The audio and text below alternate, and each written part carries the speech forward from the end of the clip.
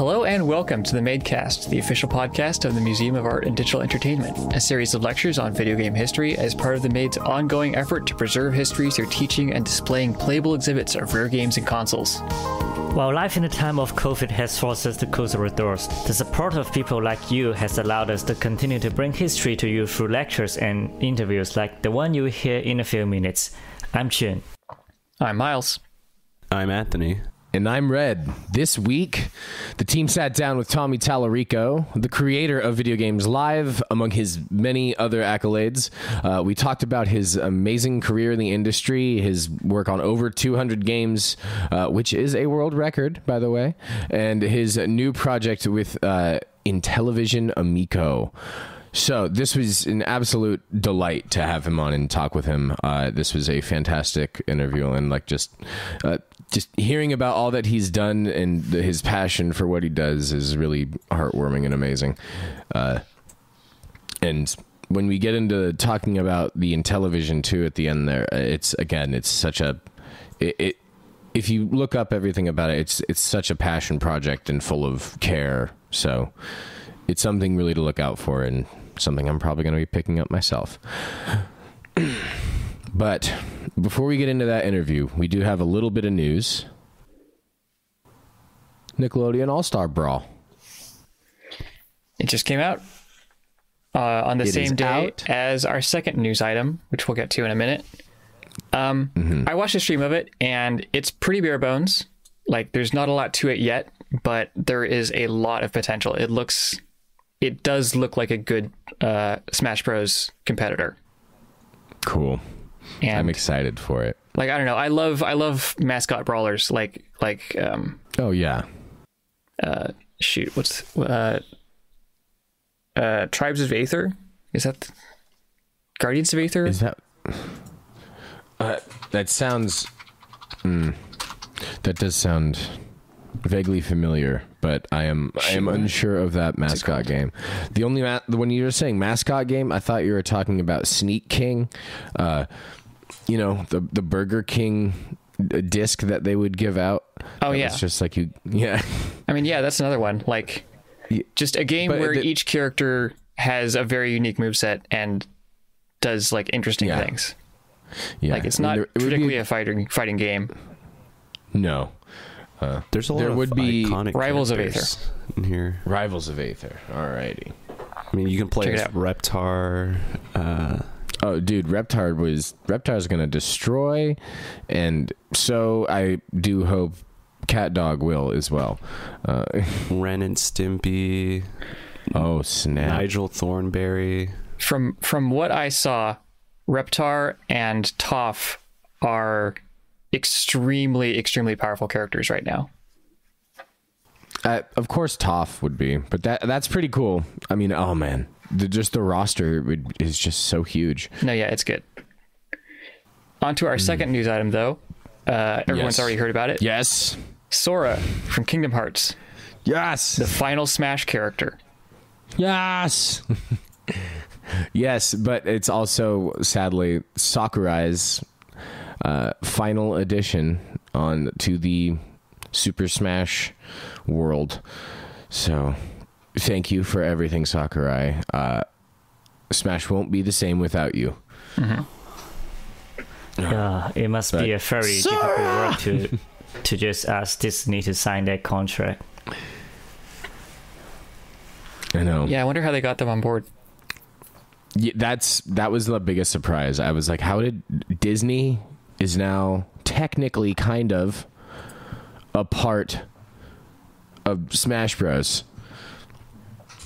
They're tickling their feelers out, but it's still kind of amazing to me. But I'm for it. I'm excited to.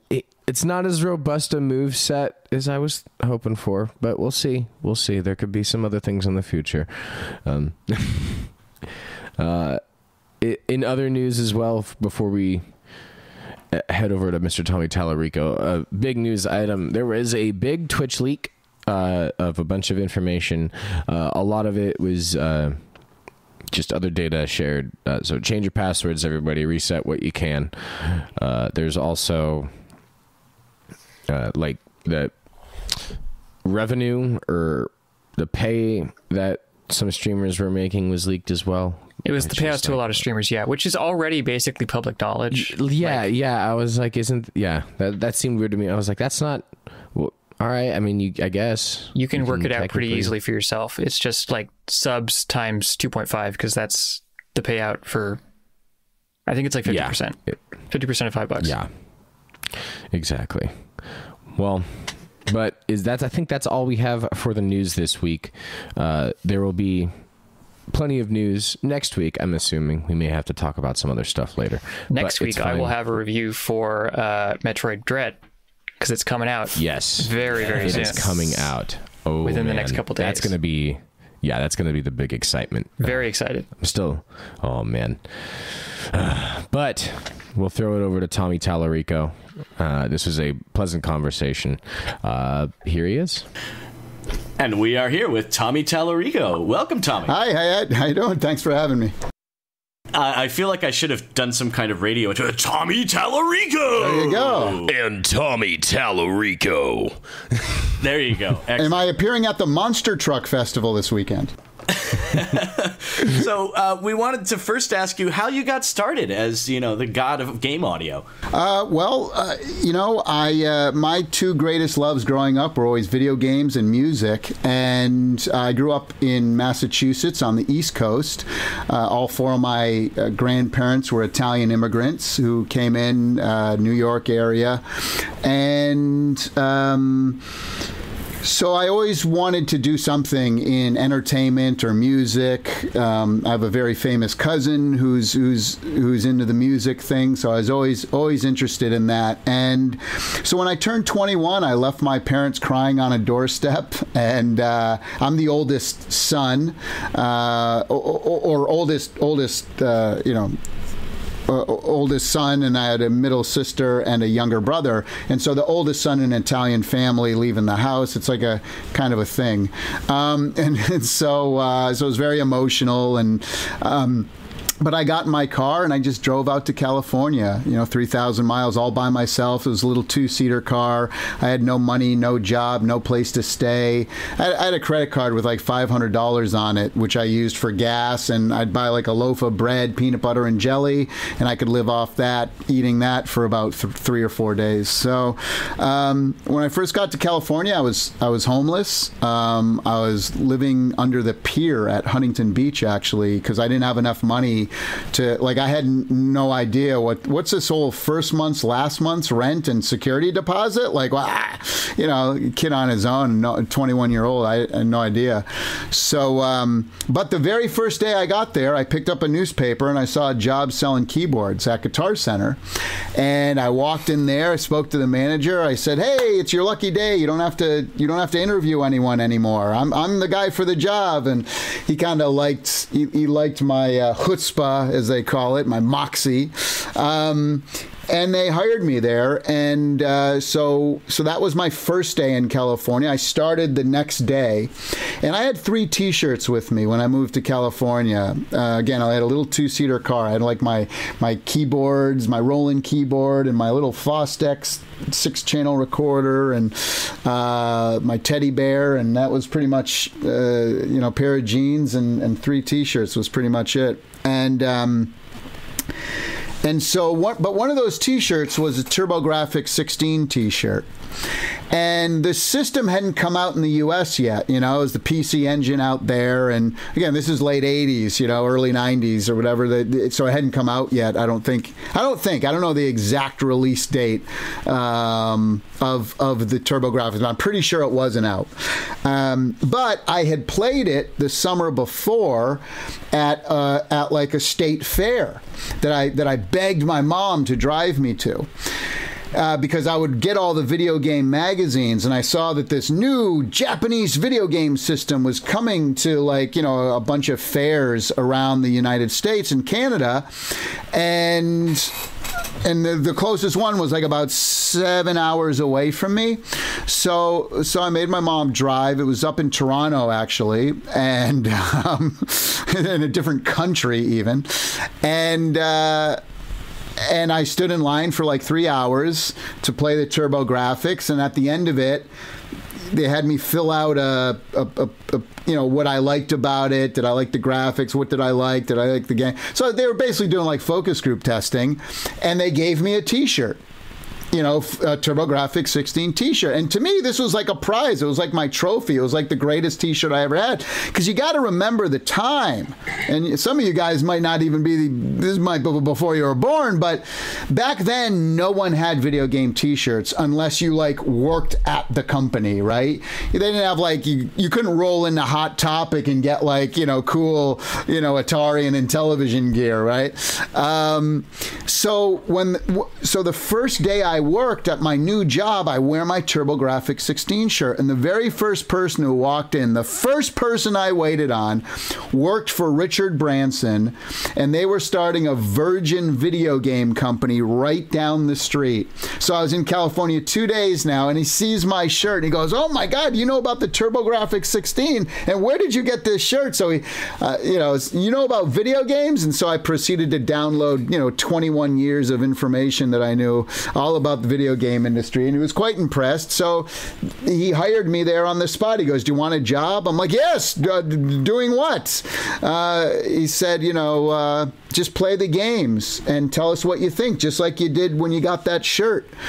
And so I was the very first game tester ever hired at Virgin, and yeah, kind of, the rest is history after that. But I was in the test department.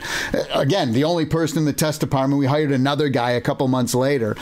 And I was play testing games and working my way up the ladder. And about 6 months after that, we were working on the original Prince of Persia with Jordan Mechner.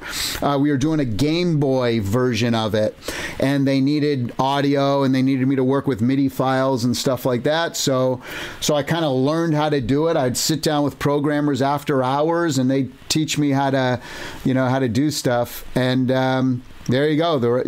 I ended up doing a good job and got some good reviews, won some awards, and I was at Virgin for about 4 years, and then started my own company, Tommy Tallarico Studios, and went out and did Madden Football and Tony Hawk and Metroid and things like Sonic series and Pac-Man and Mortal Kombat and a whole bunch of stuff. Earthworm Jim.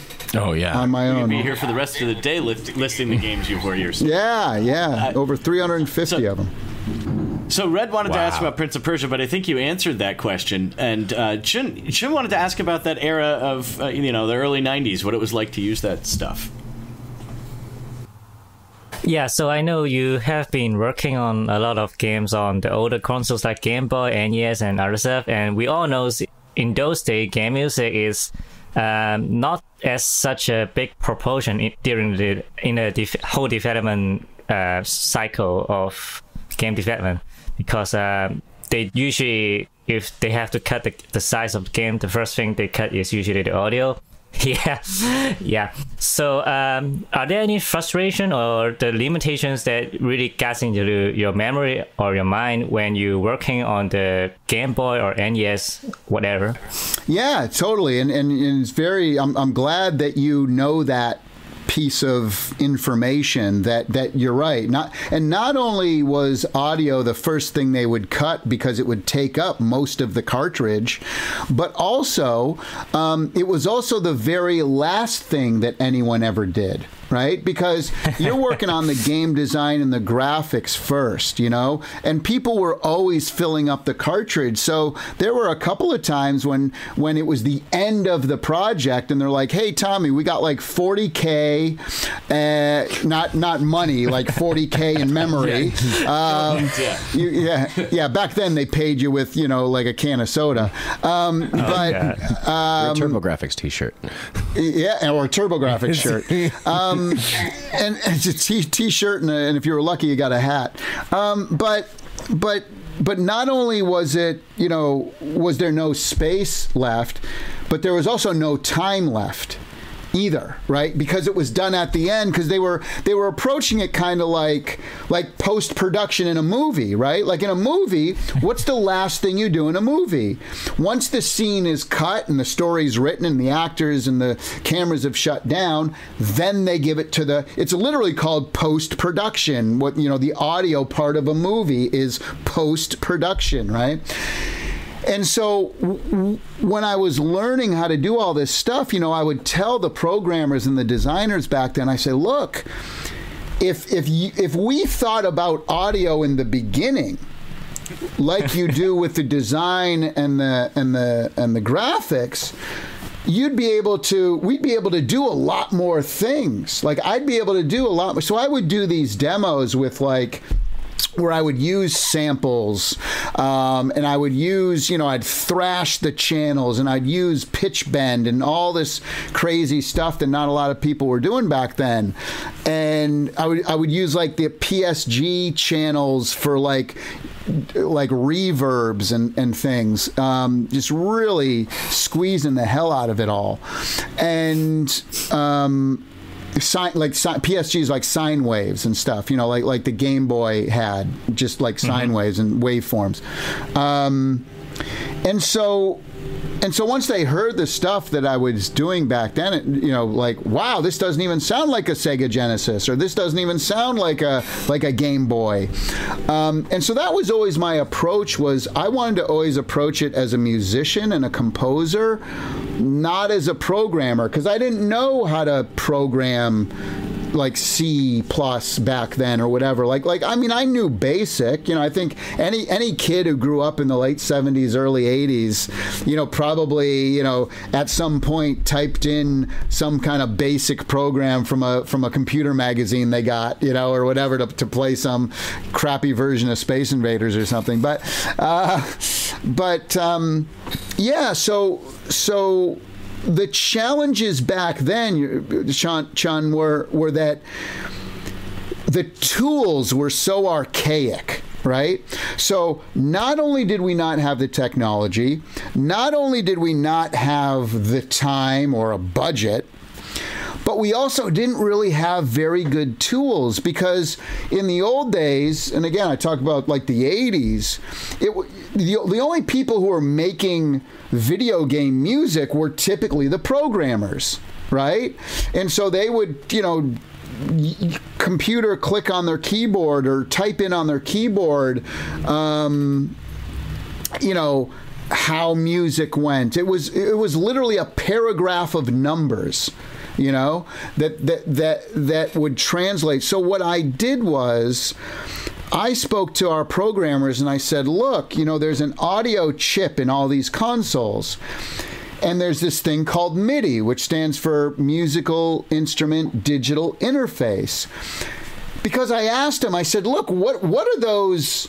What is that paragraph of numbers? Like, that's music. Okay, but what does it mean? And it's like, well, it's a value between, 0 and 1024, right?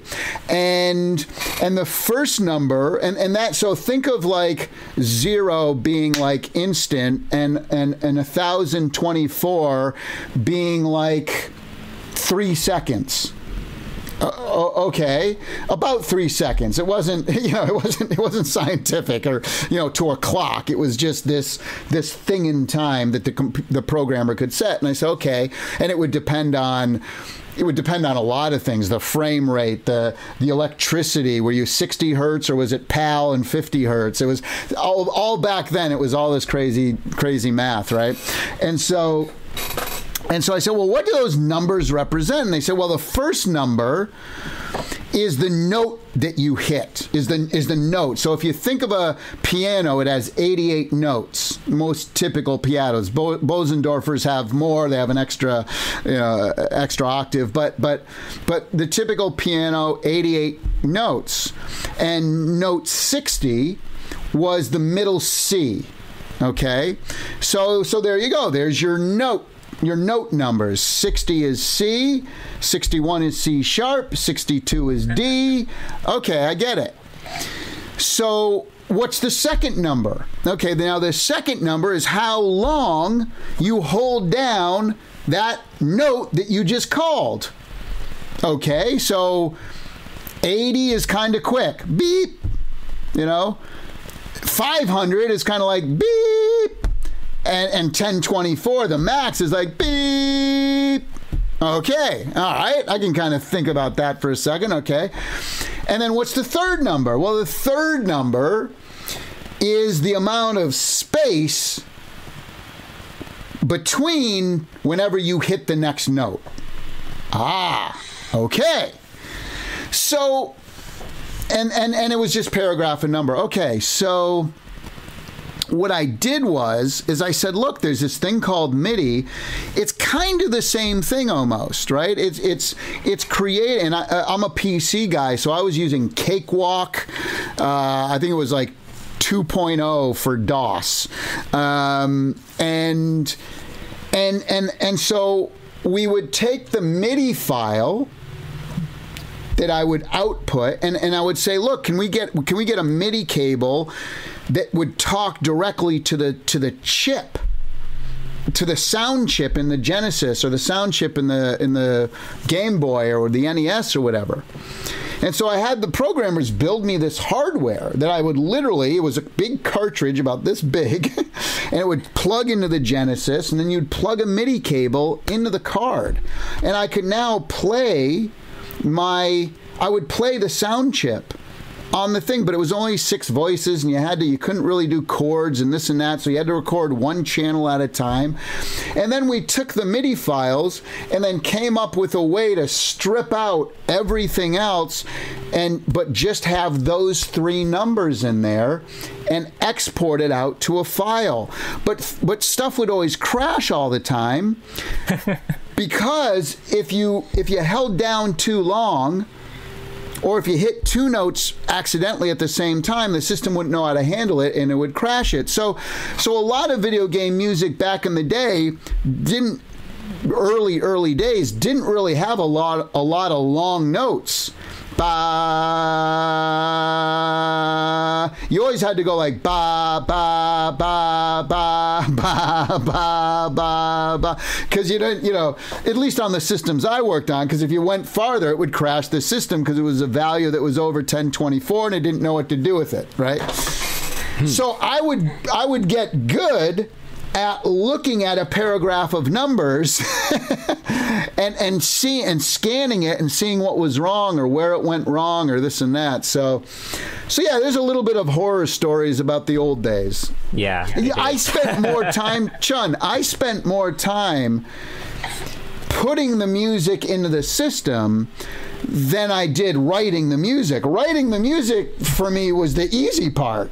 That might take a day or two, but getting it to sound good on an NES or a Game Boy or a Genesis or a Super Nintendo, that would take like 2 weeks, Mm-hmm. Wait, so let me get it clear. So there's no time signature in such system? No, not back then. No, no, zero. It was the programmer could set a value that was that had to do with like the sync of the machine and the power it was getting and the frame rate it was set at and this and that. Yeah, it was so once I would get that, I would then have to figure out how to slow down or speed up the music. It wasn't like, oh, hey, Tommy, the tempo is going to be 110. Work from there. What I did is I'd have to figure out, like, I would match a tempo, right? So I would say, like, because every game was different. And so once I figured out what the overall game tempo was, if you will, then I would plug that in. And then, there was no like time signal. It was just me kind of, I would literally record to a metronome because it wasn't real. Yeah, because the tempo was what the machine was at, not what the song was at. And so I just make up stuff from there. Along those lines, is there, because of like the limitations of everything, is there like a bank of sounds that you wanted to put in games that you didn't get a chance to because of like file size limitations? Do you have like a secret batch of sound effects, music that you've like didn't make it into your games that you were really hoping would? No, I would thrash everything to get it in there. So it was, it's all going in. It was all going in. That was the challenge. I was beating the hell out of the Sega Genesis back in the day. Let me tell you. I mean, we had priorities on all the channels, all the audio channels. So like when Earthworm Jim would say some groovy, and that would take precedent because it was a pickup sound. That would take precedent over the hi-hat in the in the audio, or the kick drum in the music or whatever. So every sound effect, every instrument in every single one of my games back then, I would set a priority. And again, it was a number, but a value between 0 and 127 or 1 and 128 or whatever. So it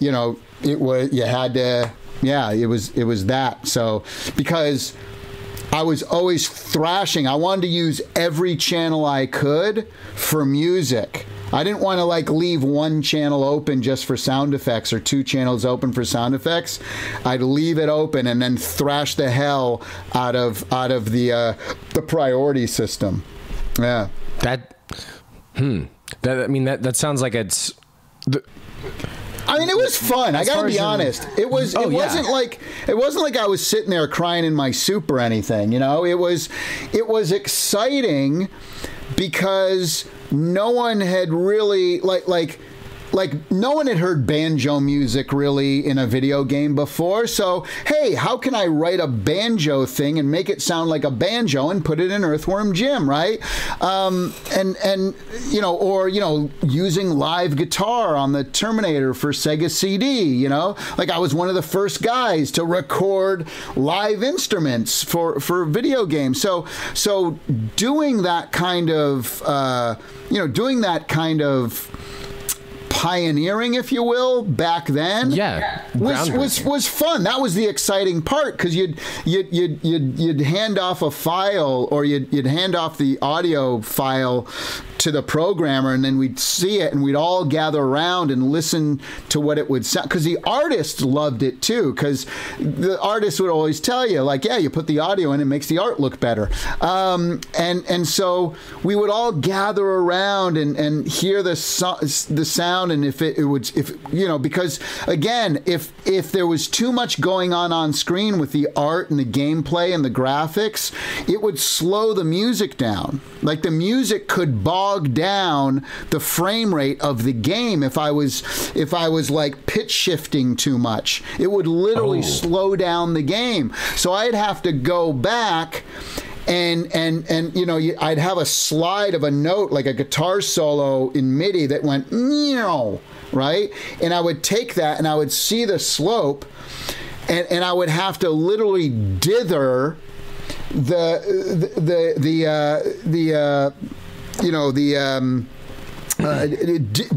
the slide, so that it didn't have, like, if it was meow, that might be 100 different gradients of meow, right? So I would have to take one, every fifth one.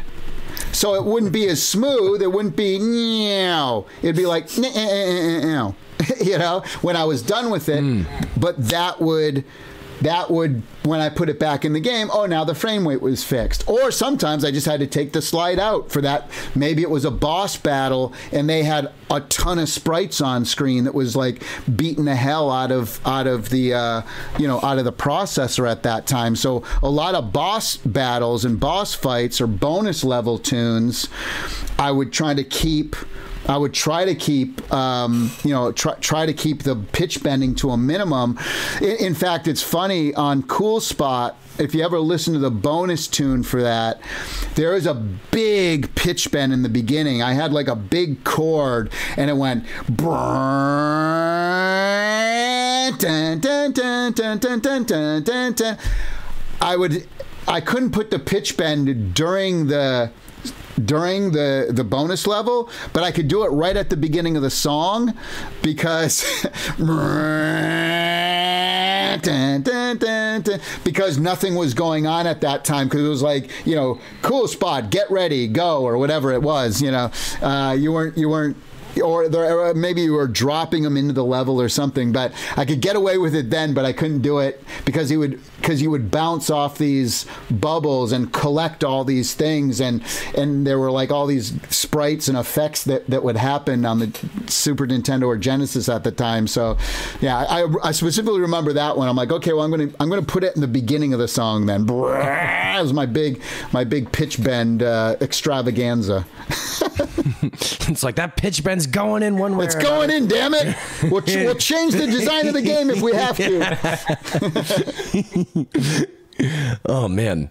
So as far as like the music goes, then I think it's about time we start talking about the Amico now.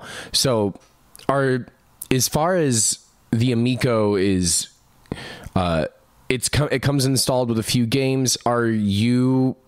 Do you have like a hand directly in those games as well? Yeah, for sure. So we currently have about 50 games in development right now. And, about 20 of the games are finished or in their very final kind of bug testing stages. And so out of the 50 games that we're working on, I'm the audio director of probably 90% of them. I'm the sound designer of about 60 to 70% of them. And I'm the composer, or helping with the composition, for probably about 10% of them. Not as much music, because music takes me a long time these days because it's so complex and complicated and stuff, and you want it to sound good. So yeah, I spend more time, I think, on sound design, and that's kind of my weekend job. I always say, like, from Monday to Friday, I'm the CEO of Intellivision. On Saturday and Sunday, I become like the audio director of Intellivision. And because our games aren't as massively in depth, like Call of Duty. A game like Call of Duty will have like 25,000 lines of dialogue. It'll have 7 hours of live recorded symphony music. It'll have, and take up 130 gigs on your hard drive. Yeah. 4,000 sound effects in 3D and, all that stuff. And so our games, I think the biggest game audio wise is Finnegan Fox, which is a platformer game. I think I did about 300, maybe 300, around 300 or 350 sound effects for that. The music, which I helped to produce. I didn't compose the music, but I worked with the composer to take his original MIDI files that he did, and we recorded some live guitar and live drums, and I brought in one of my arrangers and orchestrators, and so we really kind of I produced the music with the composer. And so that one's probably the most music and sound design. It's probably the one I worked the most on. But like Astro Smash just sounds unbelievable. Like, I'm really happy with that one. And the music. And like one of the sound designers that work with me, we've been working together for 35 years, because we met in an arcade when we were teenagers back in Massachusetts. We were handing out arcade tokens to people. That's when we met. Yeah, it's incredible. And I also say this, like 7 of the 10 people on the original Earthworm Jim team work at Intellivision. So it's crazy. So, like, if you like the Earthworm Jim games and like the humor and the story and the wackiness and the fun factor, these are the folks that, we're designing the UI, we're designing obviously we're working on Earthworm Jim as well. That's kind of like our weekend job too, as we're, finalizing, a lot of the design, of the product. Even in stuff like the box art and things like that are all, it's the same team of people. So we're excited about people seeing it. That's definitely one thing that I've noticed about it is everything about the Amico that I've seen just seems like there's a lot of heart, and just like it seems like it seems like people are enjoying the process of working on it and making those games. Like the products that we see, they look like they're products of passion and what people care about, and not just like, oh, this is a job, I gotta do this. They seem very like full-hearted. Well, it's interesting you say that, because I've always told people that, like I said, I've worked on over 350 games at this point, and which is a Guinness World Record, by the way. That's my mother's very proud. Guinness record, right? There is such a thing, and and I've been on some of the greatest teams of all time. Again, a lot of the, from the Sonic team, working with Shigeru Miyamoto on Metroid and the Retro people, and the Pac-Man franchise and the early Madden series and the Earthworm Jims and the Tony Hawks and the Guitar Hero and all these things. But I've also worked on some of the crappiest games of all time as well. So and when you work on the best and the worst and everything in between, you really do see a difference. You instantly recognize what makes a great game and what doesn't. Now, you could go into, dissertations on design and fun factor and playability and replay value and all that stuff. Sure. But at the core of all of the greatest games I've worked on is a team of people who were passionate and absolutely loved what they were doing and what they were working on, which is in stark contrast to the crappy games where people just they didn't like the property, they didn't like the license, they thought the game was stupid. They're there from 9 to 5, they check out, they're done. Like when we were working on all those big games, we'd work every weekend mostly. And we were never asked to work. We wanted to. You couldn't keep us out of the office, right? This was our passion. This is our life. This is how we had fun. And that's something that was really, really important, And that's when when we first started, this new iteration of Intellivision, and we have about 60 employees now around the world. That's how when we're doing our looking for new people and doing interviews, job interviews and stuff, they go through all these different things. Then they get to me at the end, and all I do is because I don't care how technical they are. Like all of that, they've already passed all those gauntlets. They wouldn't be to me at that point if they hadn't already passed all those great things that our team has put them through to get them there. So clearly they're super talented people. So when I talk to them, I'm not asking them tech questions. I'm asking them passion questions. I want to read. I'd rather take somebody who's more passionate and less experienced than somebody who has more experience and less passion. So you're correct in saying that it seems like that, because it is. It's all about passion. Like our team we'll put something new in or see something new with the controller or whatever, and we get tears in our eyes, all of us, wow, and I've been criticized in the past for sometimes clapping back at haters or people who are hypercritical of what we're doing and that I sometimes need to get thicker skin or whatever. You know what? Fair comments. Okay. you know, when people are crapping all over something that you're so passionate about, and that the team, you know, people like see me and associate with me with Amico, but the reality is it's a whole team of people. It's a whole team of amazingly talented, hardworking, passionate people who I trust my life with, you know, like who've been in the trenches and in the foxholes with for sometimes 20, 30, 40 years in the industry, right? With different people at different times.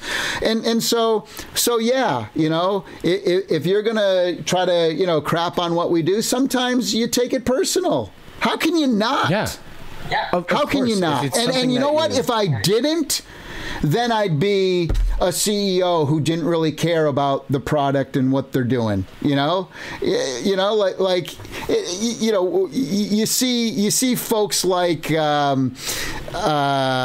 know, Elon Musk, you know, get in it sometimes with folks, and I can understand that. I can understand it because he's so passionate about what he's doing. So, you know, maybe it's a fault.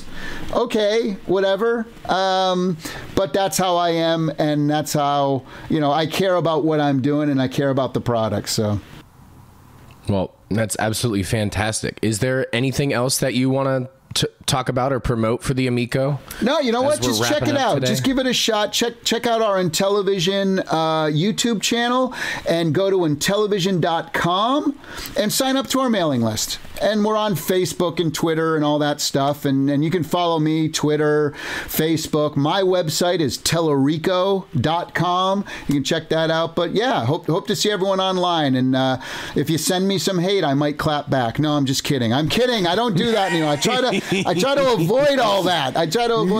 But I might send you a smiley face. Who knows?